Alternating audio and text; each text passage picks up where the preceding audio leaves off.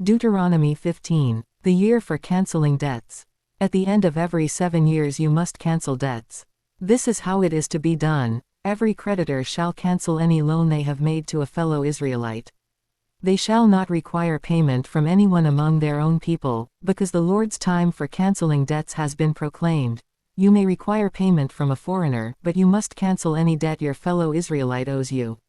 However, there need be no poor people among you, for in the land the Lord your God is giving you to possess as your inheritance, He will richly bless you, if only you fully obey the Lord your God and are careful to follow all these commands I am giving you today. For the Lord your God will bless you as He has promised, and you will lend to many nations but will borrow from none. You will rule over many nations but none will rule over you. If anyone is poor among your fellow Israelites in any of the towns of the land the Lord your God is giving you, do not be hard-hearted or tight-fisted toward them. Rather, be open-handed and freely lend them whatever they need. Be careful not to harbor this wicked thought: the 7th year, the year for canceling debts, is near, so that you do not show ill will toward the needy among your fellow Israelites and give them nothing.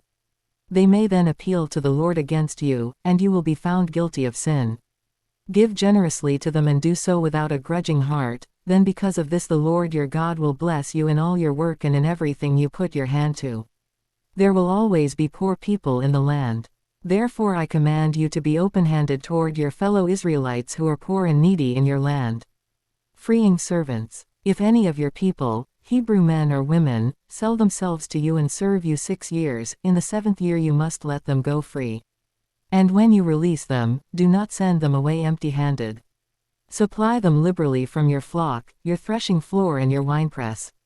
Give to them as the Lord your God has blessed you. Remember that you were slaves in Egypt and the Lord your God redeemed you. That is why I give you this command today. But if your servant says to you, I do not want to leave you, because he loves you and your family and is well off with you, then take an awl and push it through his earlobe into the door, and he will become your servant for life. Do the same for your female servant.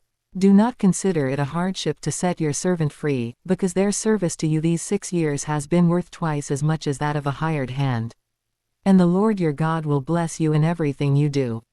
The firstborn animals. Set apart for the Lord your God every firstborn male of your herds and flocks. Do not put the firstborn of your cows to work, and do not shear the firstborn of your sheep.